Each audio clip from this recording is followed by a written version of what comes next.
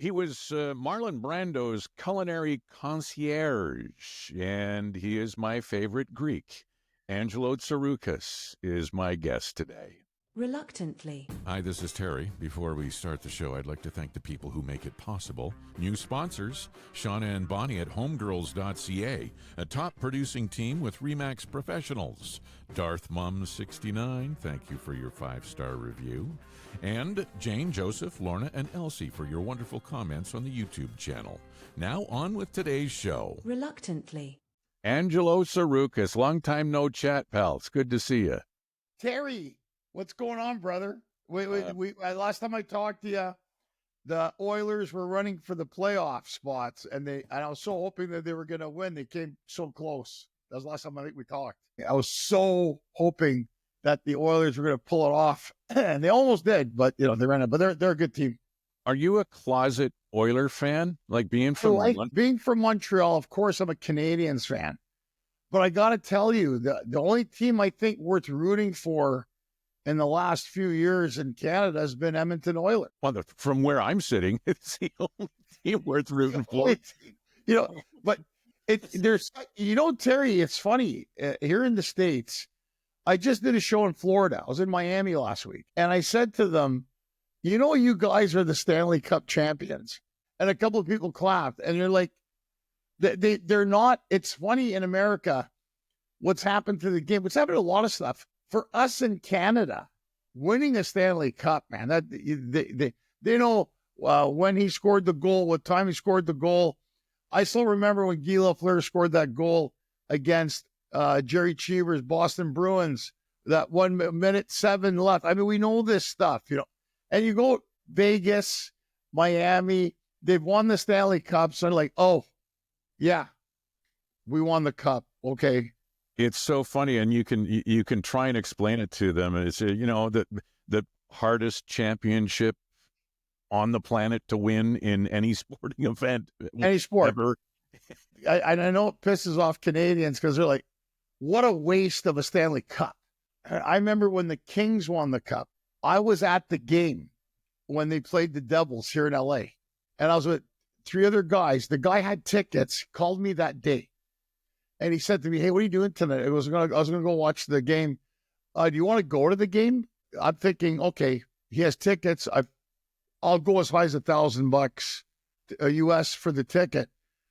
And I go, "What do you want for the tickets?" And he goes, I kid you not. He goes, "How's $40?" and I was like, $40? Is that like parking? And I should have known. He goes, "My dad has to buy the Lakers tickets. So with the Lakers package, you had to buy the Kings tickets." So we're driving to the then Staples Center. And I said, "Look, not that it matters. But I go, "Where are the seats?" He goes, yeah, what's that line in the middle of the ice? I go, "Center ice." Yeah. He goes, "My dad said, take that line up 12 rows." And we're there. And I was FaceTiming, and I kid you not, Terry, we won the cup. One guy was an actor. One guy who worked at a fitness club. I'm sitting there witnessing them hoist the Stanley Cup, which I'd never seen. And I was there, and I said, "Holy shit, we won the Stanley Cup." I'm freaking out because of the cup. And they're looking at me going, "Oh, yeah. We won the cup." I go, "What are we doing? We're gonna go party a bit." One guy, well, I promised my girlfriend we go hiking in the canyon tomorrow. Okay. The other guy, I have an audition. And he goes, "What do you do in Canada?" I go, "What do we do in Canada?" Dude, we flip cars. We burn shit. Everyone's pregnant. I mean, it's Canada. We get excited about it. And I went and bought a shirt. I have the fun. It said LA Kings Stanley Cup champions. And the shirt was $50, $10 more than I paid for the ticket. Well, $40. That's 2 beer and a decent tip at an Oilers game. An Oilers game. Yeah, exactly. Yeah. And I've been to an Oilers game, but it's amazing to me how, like, literally, like last week I was in Florida. I said, you guys are Stanley Cup champions, and nothing. They didn't care. Or like, oh yeah, well, the Dolphins could have had a better season. I go, you want a fucking cup? What do you mean the Dolphins? It's not the clever conversation. We're just this nice here. It's good. Yeah. You just had shows in Florida? Have you been traveling around all over the place and stuff too? Florida, yeah, I was in Florida. I did a 5-city tour in Florida. And then, I mix it up, right? Because I'm headlining on cruise ships, which are great. So and literally 1 week I was in Mexico, Canada, and the US. And I did this post where I said we should do one big state, call it Canada, Mexico. Yeah. And I was, because I'm a comic and, you have to make content. And people jumped on it. They were like, what? It should be Amexica, or, they didn't want Canada first. I go, Canada, Mexico sounds better. Canada, Mexico. And it's funny how even on social media, Terry, you create content, and I know everybody has the opinion. Everybody's Siskel and Ebert. They have the ability to like or dislike what you're doing, which is very cool. But a lot of people, I think, miss the joke, because of all the things that are going on with the tariffs, and there's tariffs going on. The dollar goes up, and and then I always say this. I go, well, my cell phone plan on T-Mobile gives me unlimited coverage in Mexico, Canada, and America.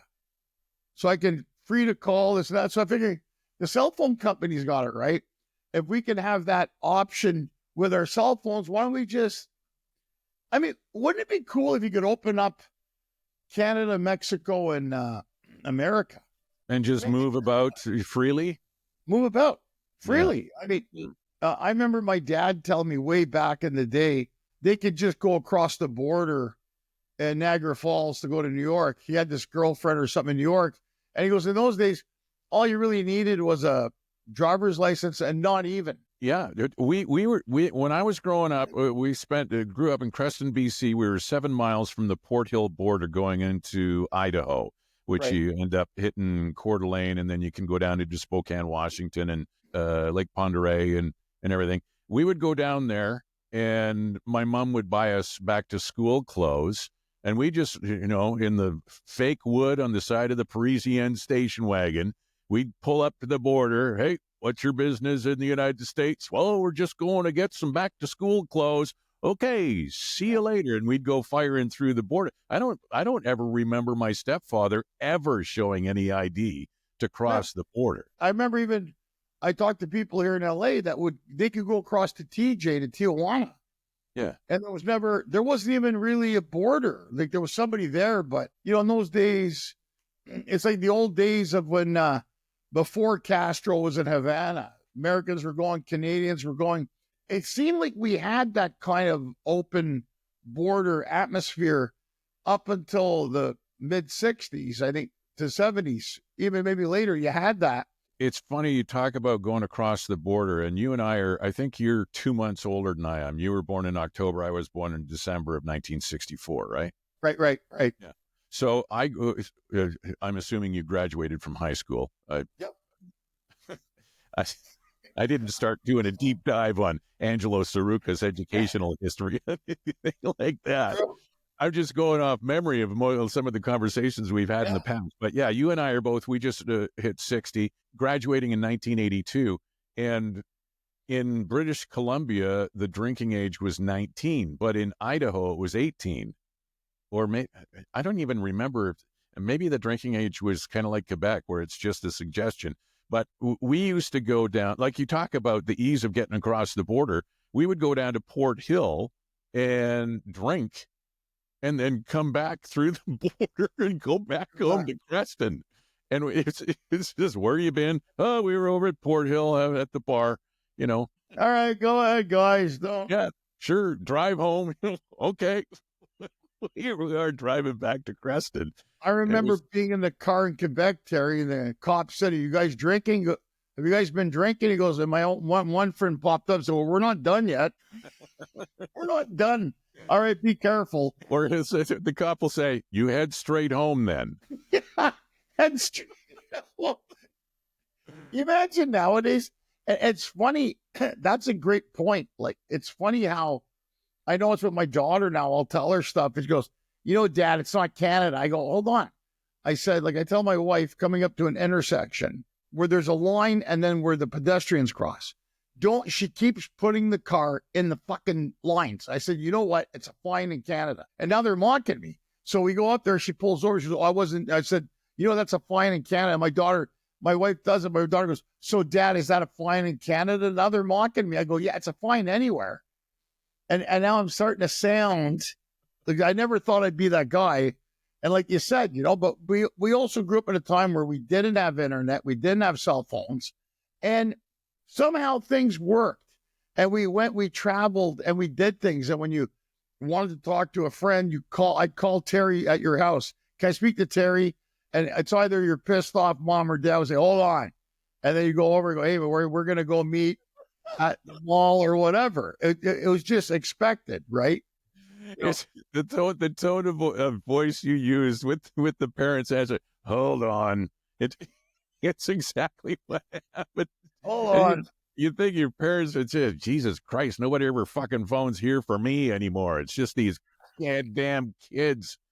Right? How old is your daughter now? 12. 12 going on, big guy's delayed having kids, but she's 12 going on 18, 19. Yeah. I mean, because she has an iPhone 16. This is the best. She goes, it was her mother's birthday last year. She calls me up. I'm on the road. She goes, Dad, it's your wife's birthday, my mother, on Saturday. I strongly suggest you make reservations at the Palm in Beverly Hills. We both love the Palm because I think it's a steakhouse. And I'm like, hold on. She was 10 at the time. Well, it's your wife's birthday, my mother. I strongly suggest you make reservations at the Palm because we like the Palm. I don't remember ever saying that to my parents. I remember my mom saying, this is what dinner is. Sit down and eat it. And if you don't eat it, I could care less. Starve. And now I got my kid tongue. But I also have to blame our generation for that. Because we're the ones that enabled it most. We want to be friends with our kids and we want to be able to ingratiate them. And, I don't want to be like that. I'm like, no, the old folks knew something, man. There was something about it. We turned out just fine. Hurry up and eat your dinner. The dishes aren't going to do themselves. That's right. That's right. Then there was the old children should be seen and not heard. And what? You have feelings? That's enough of that bullshit. There will be no feelings. You will feel nothing. What feelings? And I live in Hollywood, so you got people going, we have a good therapist. If you want to go, maybe it's good for them to go discuss things. I go, what? But you see, they label stuff now. We have a therapist. We have friends here who tell us that their dog was having issues, and they take the dog to a dog psychologist. And all I think of is scam, scam, scam. And the dog's probably looking at them going, change my food, bitch. I don't like what I'm eating. And we have a little Shih Tzu, and I think dog psycho. I love animals. I love animals. We have a dog. I love pets. I love them. But the whole thing with the dog psychologist, and they have dog hotels, and they have dog psychics. I mean, it's just reel it in, right? I'm like, okay. How old is your Shih Tzu? She's 4. What do you know what the life expectancy of that breed of dog is? Usually between, I think, 14 and 16 years old. Okay, so at 4 years of age with your dog, what's your dog's name? Zumi. Of course it is. Zumi. Well, Zumi, my dog name is Zumi. Yeah, of course. So Zumi is 4 years old, life expectancy 14, 16 years. At what point do you get pet insurance? Right. We've been talking about it so far. I mean, we have to, because that's where, I don't understand the the life insurance for a pet. How does that work? Is there a deductible? Well, they have health insurance for the pets. So when they have more complications, right? They want you to buy into it, but for Yeah, your so, pet. okay, so I didn't realize it was health insurance. I thought it was life insurance. I No, thought, health wow, insurance. okay, Health. health insurance. Well, sure. Hey, it's funny. They talk about healthcare in Canada, right? And I know it's been challenging lately because more people and there's a brain drain of doctors. So I have some arthritis in my knee. So I went there. They gave me a cortisone shot. So the doctor said there's another shot that's like a natural shot that gives it like it's a substance that puts a natural gel in between bone on bone. I'm what they call HMO from PPO insurance. You have to submit it. At first they said no, Terry. Then they said, oh no, we approved it. Oh, good. So I went to the doctor, and it's in they administrate it in 3 shots. So I went and got the first shot, and then when I went back the second time, I waited for about an hour. Then they called me over. They go, yeah, Mr. Tsarouchas, we made a mistake. We have an issue. We have an issue. What's the issue? Well, the insurance, this crock of shit. The insurance, they okayed you going to the doctor 3 times, but not the administrating the shot. Well, we approved the visits, but not the procedure. So she goes, well, you already got the first shot, so we'll eat that if we have to, How much does it cost? She goes, $1,200 for the shot, US. So 7,800 Canadian. So, and yeah. So I said, okay, how about we do this? You guys paid the first one. I'll pay the other 2, the $800. They wouldn't go for it. So look, clearly it was a clerical mistake. I don't want it for free, but since you already gave me the first shot and you agreed that you made a mistake, you guys pay the first one, I'll pay the other 2. And they wouldn't go for it. So, and then I asked the doctors, well, that's in there. You want to finish it, right? The full thing. So I end up paying. So what did you end up? Did you end up getting all 3 shots? It's like a 3-shot sort of. I got the 3 shots because I asked the doctor. Well, you had the first, and I paid them the $1,200. And how's your knee now? It feels worse. I don't know what the hell they did. It felt better before. That's what pisses me off. I'm like, that's probably because you went. What's the name of your doctor? They probably just injected the last 2 shots were probably just bubble tea or something like that. Probably. They put just something in it. Reluctantly. Today's show is brought to you by MikePlume.com. Tickets are on sale now for his March 2025 run of shows across the Canadian prairies. The tour kicks off March 14th at the May Wilson Theatre in Moose Jaw, Saskatchewan, and wraps up 2 weeks later on March 29th at the King Eddie in Calgary. Tickets available at MikePlume.com. Reluctantly. Do you miss Canada? I know you I brought do. up. You know what? Everybody asks me this all the time. Here's the deal. I do miss Canada. I'm always going to be Canadian. I'm going to die Canadian. All right. And I do. But I only physically miss Canada between May and October. And I think as you get older, I honestly, I love it. Not that I hate the snow or it's not that. I just can't deal with the cold weather anymore. We're recording this on March 3rd, and I still have a foot of snow in my backyard. It's like, it's like today's like 77 in LA. And you talk to a lot of people from Canada, snowbirds that are in Florida and Arizona and Palm Springs. No, you never hear anybody saying, even though prices are high in Canada, taxes, I don't think you really hear people saying they hate Canada. But I think what happens at a certain age, I think, Terry, what happens, it's already March and you still got a foot of snow. It's like you can't deal. And what people don't realize, in Canada, it goes extreme cold to really hot. I've been to Edmonton and Calgary when it's like 33, 35 Celsius, and it's right. Humid. Yeah, it gets hot. It goes one extreme to the other. I was going to ask you. Like I said, we're recording this on March 3rd for the March 18th episode. There was an earthquake in Los Angeles this morning. Last night, did you feel it? I'm sitting with my friend Jason. We're having a cigar in front of my house, and all of a sudden, the whole house started shaking.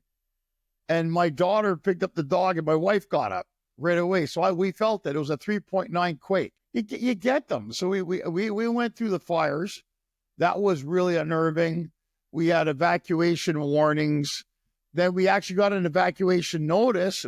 Remember the one they made by mistake at 1:30 in the morning? So we woke up and tried going back to bed after that. We've had friends who lost their homes in Palisades and in Altadena, close to Pasadena, and those fires had hit Hollywood Hills. And we were worried if the same winds that happened the night before, we were worried that was going to wipe out all of Hollywood Hills and Studio City. And we're very close to there. But yeah, I heard it last night. It was after the Oscars. We were watching a bit. We had some friends over for dinner. And all of a sudden, like literally everything moved. It was my first earthquake in this house. And I was like, oh, shit. How many have you gone through before? Have you gone through bigger ones? Yeah, the biggest one I went to. So we had friends from Canada, from Ottawa, and we went to the Grove, which is like a shopping restaurant district in Hollywood in LA. And we went to the Cheesecake Factory, and it was my friend Iggy, him and his family, and me and my family, and we were sitting in the restaurant. We're in the second tier. The place starts shaking, Terry, and you could see the chandeliers moving like this. But it went on for 20, 25 seconds. Last night went on for about 5 or 6 seconds. You felt it, and then it stopped. This one in the Grove went on for about 20, 25 seconds, and there's something really eerie about it because there's no determining. You're thinking, is this the one where you always see in the movies where stuff starts falling into the ground and stuff, right? I mean, there's that moment where, you know, your instincts kick in going, oh, what do we do now? It's nothing you can do. Have you ever been walking around or going up paths or anything like that in the hills and stuff, and you see a big crack in the earth? And my wife says she has. Northridge earthquake, that was happening a lot. But these are more shake, rattle, and roll, right? These are more shaking things up. The way I look at it, California and Florida, it's like a hot check, right?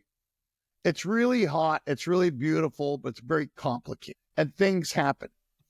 You're going to have things happening, hurricanes, fires, earthquake. Anything that's really, really pretty and nice is maintenance. So there's things, it's like being in the car going, where do you want to eat? Why do you keep asking me where you want to eat? That's how California is. It's just, you don't know if it's going to be a fire. You don't know if it's going to be an earthquake.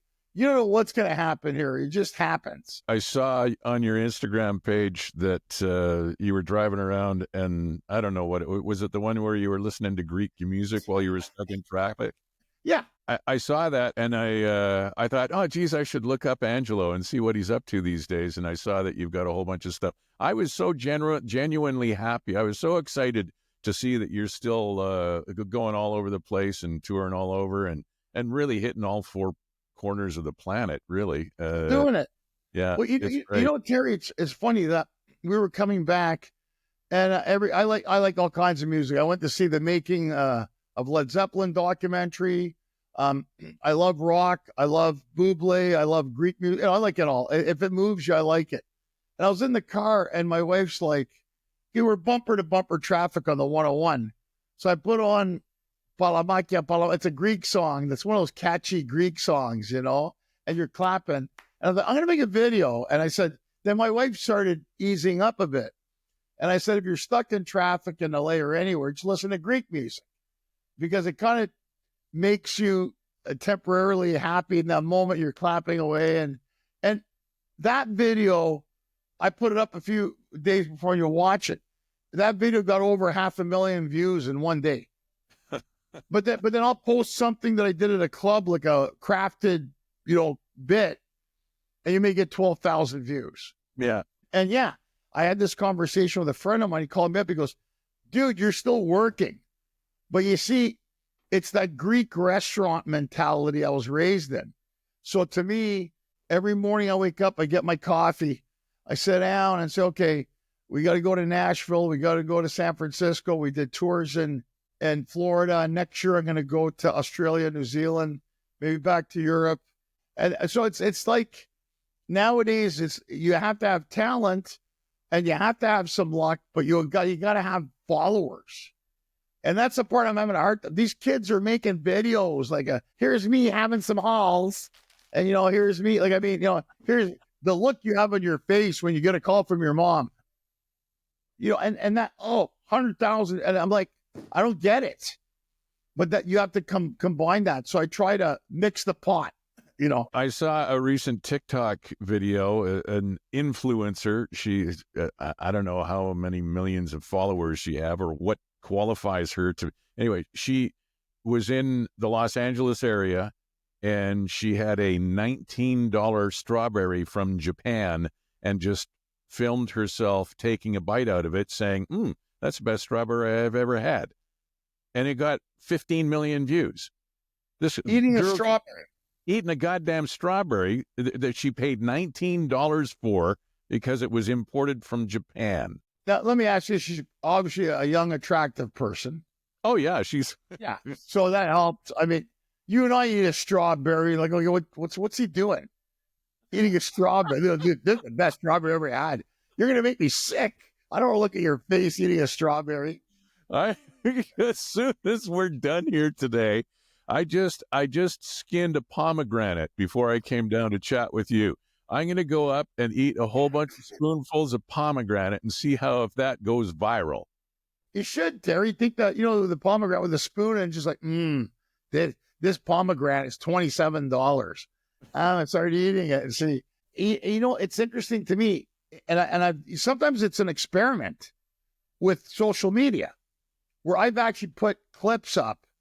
I've worked with, with Russell Peters, with Vince Vaughn, and you take clips that we've done in the past and they do okay. But you do, like you said, pomegranate, strawberry, or just clapping to Greek music in LA traffic gets 500,000 views in one day. We're a voyeuristic society now. So people, it's not so much that they want comedy. They want to take a glimpse into your life almost. It seems to me. So that girl eating the strawberry, was it about the strawberry or was it about her eating a $15, $19 strawberry from Japan? Yeah, well, that's the thing. Was it the fact that she paid $19 for it? Was it from Japan? Was it the way just because a girl eating a strawberry is somewhat, like a sexual thing? Is Maybe. it the fact that she was hot? I mean, I guess when you have the trifecta or the five-fecta of all of the stuff going for you, then that's the recipe for success. It works. Exactly. Things like that. It's weird things are what people are watching. Well, maybe a shirtless evangelico Petros Tsarouchas is gonna go viral if you start eating bananas with your shirt Maybe I'm off. gonna do that. I'll come out I'll oil myself up as a wrestler. EPT. If I go back to that guy, I'm coming for you, brother. I'm coming to Rogers Center in Edmonton and crush your skull, brother. It's so funny. I miss those guys were the best actors in the world, the wrestlers. Oh, for sure, yeah. They're the best, I love when you have an interview. Shut up, Terry. Let me tell you something, brother. I'm coming to Winnipeg Auditorium. And I like the way they tell each other to shut up. You shut up, Gene. I'm talking right now. And the guy goes, yes, you're right. We don't have that anymore. If you said that to somebody now, they go, why are you telling me to shut up? What did I do to you? Like, I mean, you're hurting my feelings. Oh, dude, it's an act. We got to play this up, You talk about the guys that the Trailblazers and that sort of thing, and how happy I was to see that you were still touring and still doing your act and whatnot. It makes me think. I just saw recently Brett Butt is also touring. Yeah.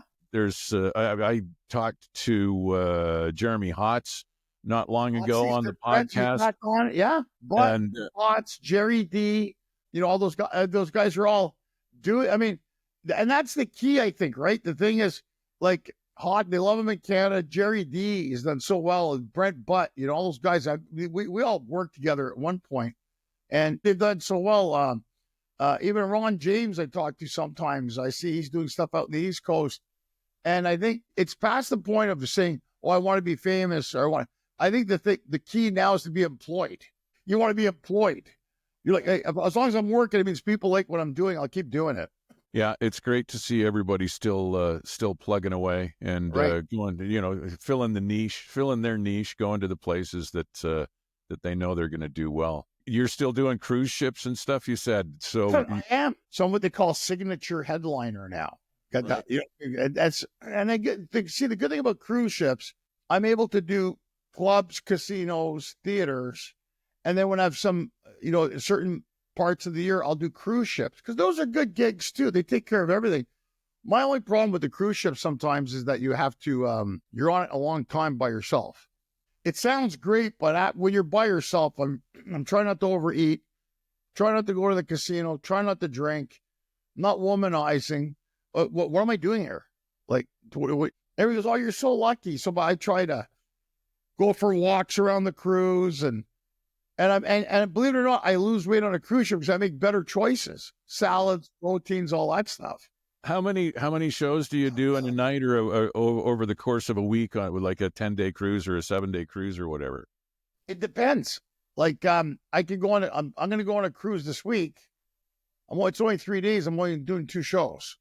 So I do an early show, family, late show, adult. Okay, get off. Right. Sometimes if those mega cruise liners have comedy clubs on them, you're doing 2 shows a night. Other cruises, when I'm doing the headline stuff, Terry, it's like it's a 7-day cruise. You'll do the welcome aboard show on Monday and the farewell show on Saturday. Yeah, so you got what a 40-minute or 60-minute set. Yeah. So and they want because they're the casinos, right? So they want 25, 35 minutes. That's it. Yeah. And I'm like, okay, but it takes time to work up to that. But you got now this isn't a traditional comedy club audience. So, when you're doing these shows, you have to take into account that a lot of these people aren't the type of people that would probably go to a comedy club, but they go to the comedy show on the ship. It's included in their packages. So I'll cater the show a bit, knowing that that's the kind of audience you're playing to. And they love the shows. They love the shows, but it's not, there's things you do in a comedy club or so that you wouldn't do on a cruise ship. Yeah, exactly. Right. What about running around with Russell Peters? I know you and Russ Peters have been friends for... I haven't seen him that much lately. He's been touring around. So we're both touring different parts of the world. And I just went to his house the other night. We had a cigar together. And, when you go to Russell's house, you never know who's going to be there. Gio was there, he was a guitarist with Shania Twain. And he also toured with Michael Jackson. Oh, wow. I mean, and he actually gave me a guitar pick, a Shania Twain guitar pick. I'm a big Shania Twain fan, and I told him I've spanked off to her many times, right? I'll say it on your podcast. I don't give a shit. She's a hottie. Yeah, this isn't a cruise ship. It's a cruise ship. And he gave me a guitar pick, the Shania Twain guitar pick, which I was really cool. He goes, nice guy. The thing about going to Russell's house, and he's living in Malibu. You may see Ray Parker Jr. You may see Chuck Zito from the Hells Angels. Now he does a new documentary. Michael Bublé may pop in. Then you got Carlo the plumber, and you don't know who's going to be at his house. You just don't know. And I think that's part of his Indian Canadian culture. He likes to collect people. Yeah. So it's never a dull moment. We sit out and he's got this place out there, but you really don't know. One time he was there with Chuck Liddell, the UFC fighter. Right. And they were both on their phones. And I took a picture of them. And my friend goes to me, oh, you're with Russell and Chuck Liddell. It must be exciting. And I sent him a picture and they're both on their phone, like just looking at their phones. Here's how exciting this is. It's funny. I was telling you that I had Jeremy Hotz on the podcast. And for that, I remembered Hotz being on the TV show, my Friday Night with Terry Evans TV show back in 99 and 2000. Right. Jeremy was a guest. So it was 25 years ago that Jeremy was a guest. And I happen to have all the files of all of the info and content from the TV show. So I was looking through stuff and I found a picture of Russell Peters sitting on my couch too. I had Russ on the TV show back in the day. Isn't that something, huh? Yeah. I mean, I should tell him about your pod, get Russell on your podcast. I'd love to. Yeah, I'd love to chat with Russ. It's been a long time since we've spoken. He's a good guy. He Hot. See, I've known Tom Green, Jeremy Hotz, Norm Macdonald, Russell. These are all the core guys. We used to do a Canada show, and we did a Canada show every July 1st at the Comedy Store until Tony Hinchcliffe. We had Kill Tony thing came on. We were filling it before them, but it doesn't matter. Tony's big time now, so he was doing his show, and we got bumped. And I'd have all like Harlan Williams, all those guys were coming on the show to do it. They're all good guys, and I think everybody, we all have that. We still have that core thing from Canada, and everybody's busy. But like Tom Green moved back now to Ottawa Valley, and he's got a farm, and he got engaged. Now he's changed his. I talked to Tom the day his country album came out, and I said, Tom, we just did the world premiere of your song here on K97. Of course, we're a classic rock station. He goes, right. Really? Wow. We were talking that he's living on the farm outside of Ottawa and everything, and he's all over the place through Arizona, New Mexico, into California, everywhere. Yeah, he's going to be a guest soon on the podcast too, so it's great to be in touch with him. Super. Yeah. And I heard his documentary is really good on Amazon. I got to watch it. Yeah, I thought it was great, and it's funny because I wasn't really a huge Tom Green fan when he was doing his show. When he was humping the moose, and I think I was a little out of that age bracket when it was all happening. But I sure appreciate, after seeing his documentary, I sure appreciate the art that he did and how he just went after it. And he refused to accept no. And he just kept on plowing through and all of the stuff that happened for him. I think it's great. And the other thing, too, you mentioned Norm Macdonald, who we lost too soon, of course. Yeah. And another guy, Bob Saget, those guys. Yeah. But now we've got the new guys stepping in, and again, I go back to the fact how happy I was to see that you still touring and stuff. But now we've got the guys like Andrew Santino's coming to Edmonton. Bert Kreischer is going to be part of Nate Bargatze, doing the clean thing and his special and all of the stuff he's been doing with Saturday Night Live. These are all guys who've been through on the show just like you. And they're killing it now. All those guys are killing it. Oh, I know. It's great. Bargatze is like... Nick Bargatze is playing at like big arenas and stuff now. Well, Bert Kreischer, Nate Bargatze, Bobby Lee, Andrew Santino, like Ari Shafir, all those guys, they came through on the radio show, and then like Tammy and Rick gave them their first headline shot at the comic strip. But now all of a sudden they have 10 million Instagram followers. They're playing the Rogers Center now. Yeah. And still... I love the comic strip in Edmonton, still one of the best clubs you can play on the circuit. Anybody, even in LA, you talk to people, Rick and Tammy built such a great club there. It really is. I love going to Edmonton. I love playing that club. I just love Edmonton.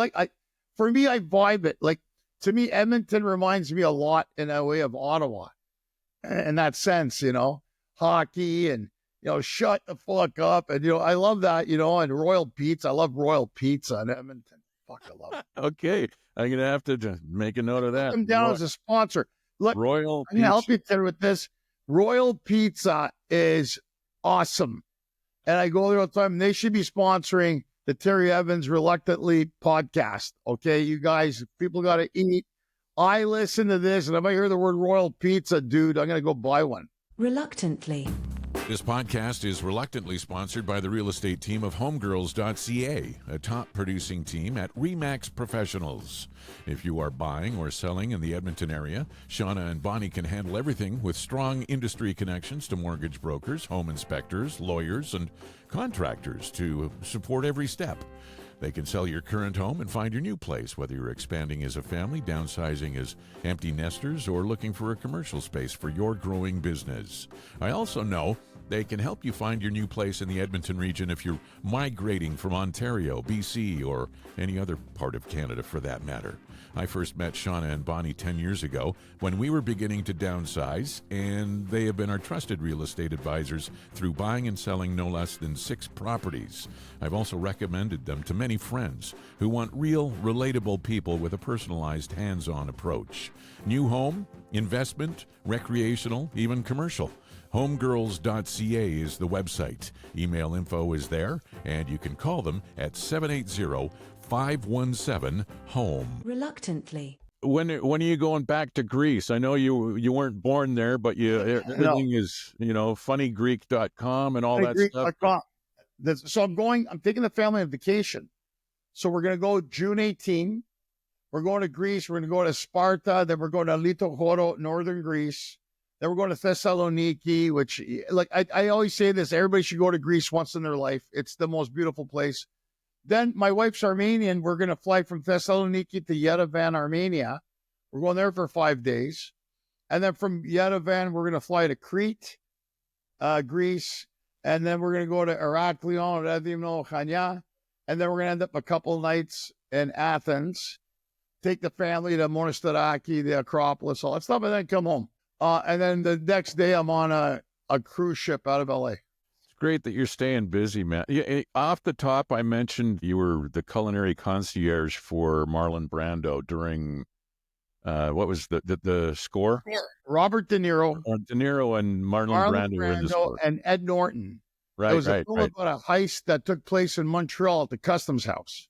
And the actual backdrop was in Montreal. Funny, I was watching The Godfather the day I saw him. And the story goes, I was on I was on set as one of the thugs with Gary Farmer, another great native Canadian actor.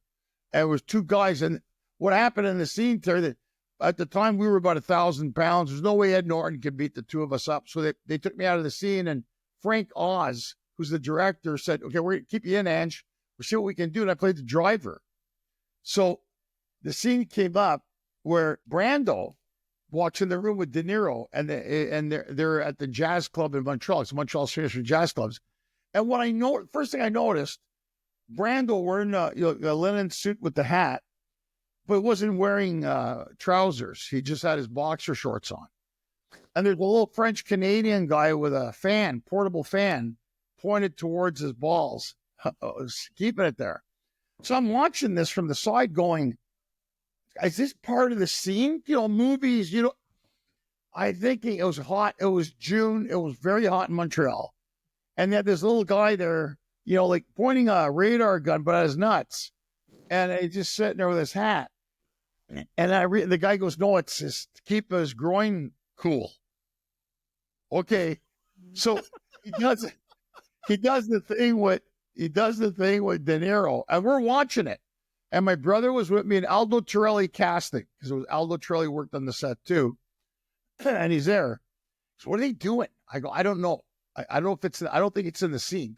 Some movies are weird, but then they pull back. So when they're turning the shot around, Brando wasn't giving any respect to the director, Frank Oz. Zero. So every time Frank would say something to him, he turned to De Niro, tell him we got the shot. I saw it firsthand. I go, oh shit, this guy's totally dissing the director. So Frank Oz losing his mind.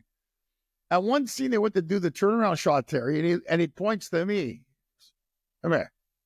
And I'm looking around like, come here. So I went over, and he's sitting like this, like Godfather. He goes, and it's this exactly what he said to me. He goes, you like to eat? Yeah, I like to eat. You like to eat. I like to eat. He goes, look around you. Nobody here eats. You and me, we eat. And he picked me off. He goes, Italian, Greek? I go, Greek. From Montreal? Yeah. I go, okay. He goes, I want you to write down, where am I going to go eat? And I get it. As a big man, he's shooting $100 million film, and he wants to know where he can get a good souvlaki or lasagna. Because that's very important. Okay. There's some, yeah, no, I know you know. Write them down, give them to my driver. But do me a favor, he goes, if Frank asks, tell him it's a private conversation. Now, they're all watching. When a guy like that calls you over, everybody's watching. Why the fuck is this guy calling this guy, just a day actor, on the score? Why is he calling him over? So I go beside, you're talking to somebody, you're side by side, but you don't look at them, but you're going to tell me what happened after, right? Well, yeah. I said, let him go. Let him leave the room. Okay, because he's going nuts. He's ignoring him. So what happened after, Terry, he leaves, he goes, okay, what did he say to you? Is he upset? Whatever. I said, Frank, he wants to know where to go eat. He goes, what? He wants to what? I go, he wants to know where to go fucking eat. He goes, look at the film is going on. I go, that's, I'm telling you, because you're not fucking with me. I go, I gave him the places. And I remember that La Tre Marie, Clark and Mozart, the grill on Park Avenue, Filino's Grill. I gave him Italian, Greek, and I gave it to the driver. And true to his word, it was my brother's friend on the restaurant in Montreal. And he told him, 8 o'clock on Thursday, the Godfather's coming to eat. And they thought we were lying. 8 o'clock on the nose, the driver walked in with the Godfather. And they put him on the table in the back. And he couldn't be nicer, Terry. He signed plates. He took pictures with the staff. He was so against Hollywood. So he did not care. And he told the owners, don't post that I was here yet. Wait, I want to come back one more time. I really like the food. And he came back on the Saturday, and after, because he knew the impact of a guy like him going there.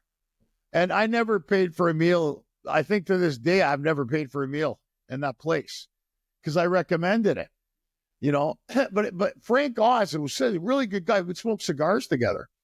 And Frank was losing it. He goes, here's the Godfather, ignoring him.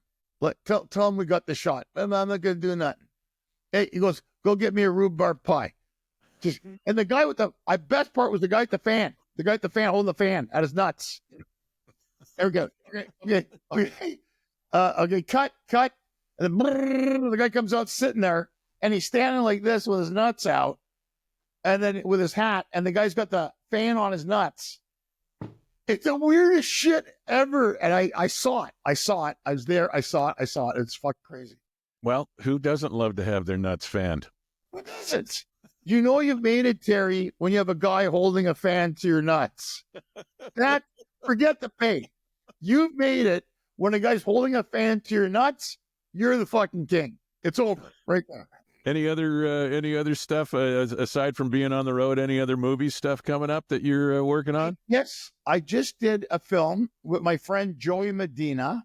It's called Arthur Avenue, and it's a short film that's winning a ton of awards. We just did it in November, and it's called Arthur Avenue, and it's dealing with issues in the LGBTQ community. It's we play mob guys in a bar in the Bronx, and a gay couple go in there, and something unusual happens, and it's really good. Kudo. It's called Arthur Avenue. It's on IMDb. I think it's going to the festivals, and I know it's won some awards. Mike Marino, the comedian, other good friend of mine, good actor. Mike plays a mob boss. I play Tony. You know, play one of those guys, and the actors are really good in it. And Joy Medina, he's also a comic.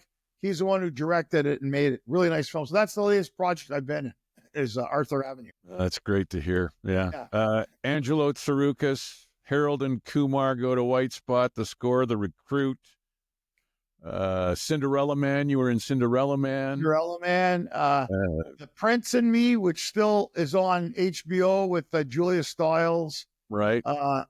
There's funny, John Q, Denzel Washington, The Recruit with Al Pacino, The Score. Well, you don't really, it's funny how even Mad Men, somebody said they were watching season 2, episode 6.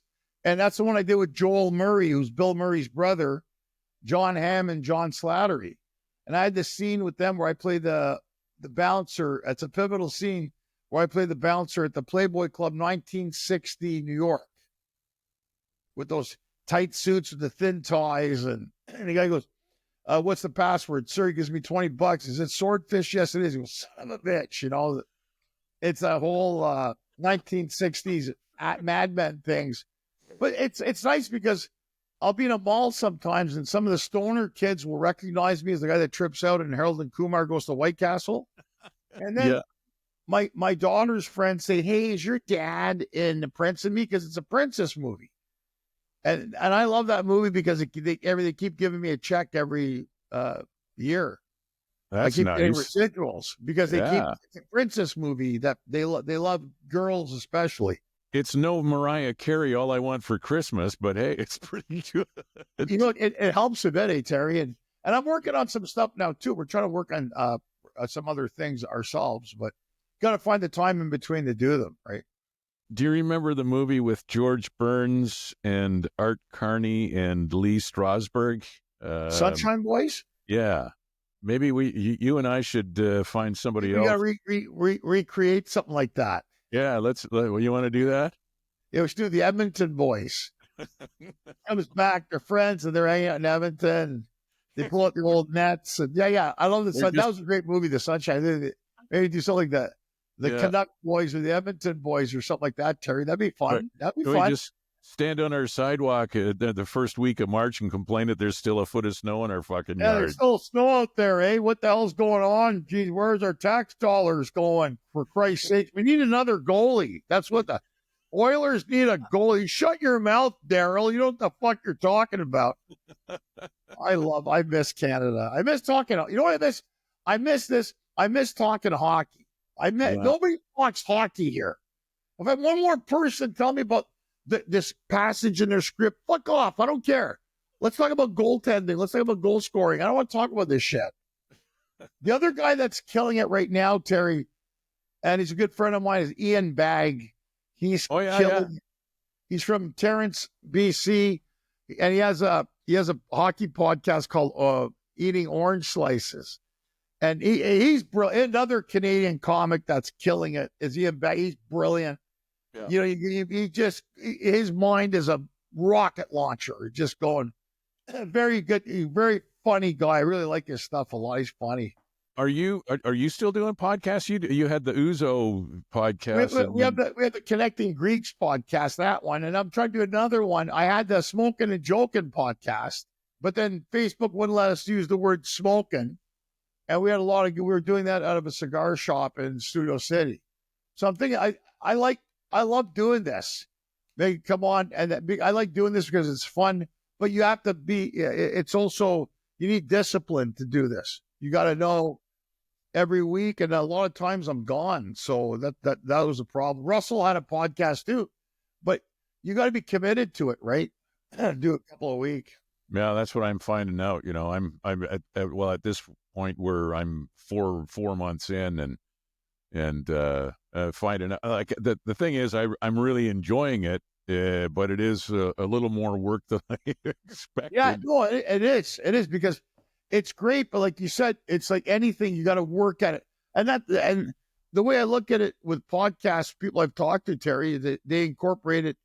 It's a job. It's a job, and it's a fun job. But you gotta, like you said, you gotta get your guests. So you gotta line up the times to do it, and the timing was perfect. And when you asked me, I was so happy to be on the Reluctantly, and I like that title, Reluctantly Podcast. It's like, I'm doing this. I don't know if I really want to do this, but fuck, okay, here we are. Well, it's because people have been saying to me for 10 years that I should do one, and well, okay. On the air, going to do a podcast. Well, you know what, Terry, everybody's doing it now. Yeah. Sportscasters, newscasters, everybody's got a podcast now. People want the behind the scenes stuff, Yeah. That's what they want. And you said it's like a job. And it's, the job, people usually get paid for a job. Right now, mine's just an expensive hobby. Yeah, that's what I found with the one we're doing. And we're going to get sponsors, and so it's a chicken or egg situation. You got to put the product out there to get the money attached with it, so you got to keep doing it until you get a big enough audience, Well, I'm lucky I got the Homegirls real estate team behind me now. And give me the name of that restaurant in Montreal again. In Montreal, it's Felino's Restaurant. Okay. I'm gonna hit them up, see if I can. Say, hey, we give you guys a plug, Felino's Restaurant, and I don't even know if it's still there. I'm not sure. And the Tre Marie, because I remember Sebastian Maniscalco was in Montreal. We're doing Just for Laughs, and he took his wife to the Tre Marie at Clark and Mozart. Great restaurant. All the nonas are cooking the food, and good memories. Right on, man. Well, hey, let's run through some of the dates that you have coming up. This is the March 18th episode, so you're going to be in Brooklyn, New York. New York on March 21. Yeah. Montreal, March 23. Then you're going to be close. You're going to be in Calgary at Yuck Yucks. March 28, March 28, 29, Calgary, Yuck Yucks. It's going to be great. And then May 9th, I'm in Kitchener, Ontario, Canada. All right. And then May 10th, I'm in Toronto, and it looks like it's going to sell out. We're going to have to add a second show, I think. So I'm going to Phoenix, Arizona, May 9th, Kitchener, May 10th is Toronto. Toronto at the Royal. at the Royal, and I think we may have to add another show there. And then I think May 15th, I'm in Philadelphia. I see you got some California shows, San Jose, San Diego. San Diego, right, I forgot, San Jose, San Diego. Yeah. And then I'm going to be 15, and then I'm going to be in Arizona on the 29th, and then the rest of it, after I'm going to go for a vacation and then come back, do some cruises, and then more stuff in the fall type of thing. Right on, man. I want to get back to Edmonton. I want to come back to Edmonton. It would be great to see you. We'll go for a beer. We'll go for some Royal Pizza. We'll go for some Royal Pizza. They have a pizza and beer combo. Yeah, for sure. It'll be on me. I'll pay. Okay, thank you very much. Funnygreek.com, because Tsarouchas.com is too hard to spell, I'm guessing. But I love the way you say it, Tsarouchas.com. Every time I'm on, I go, I was on another radio station. I go, hey, Terry says it right. Why can't you fucking guys say it right? You know, it's Tsarouchas. It's the same as tsunami. Tsunami, yeah. Tsarouchas. Tsarouchas, exactly. Yeah. Not that difficult. No, it's not. And I had no idea you were Japanese. Yeah. Tsarouchas. Tsarouchas-san. Tsarouchas. Love you, man. It's great to talk to you again. Nice talking to you, Terry. Yeah. Take care. Reluctantly. Thank you for listening today. Also, thank you, Shauna and Bonnie at homegirls.ca, a top producing team at Remax Professionals. The Edmonton real estate market is screaming hot right now, especially if you want to sell. If that's something you have in mind, contact them at homegirls.ca. Reluctantly.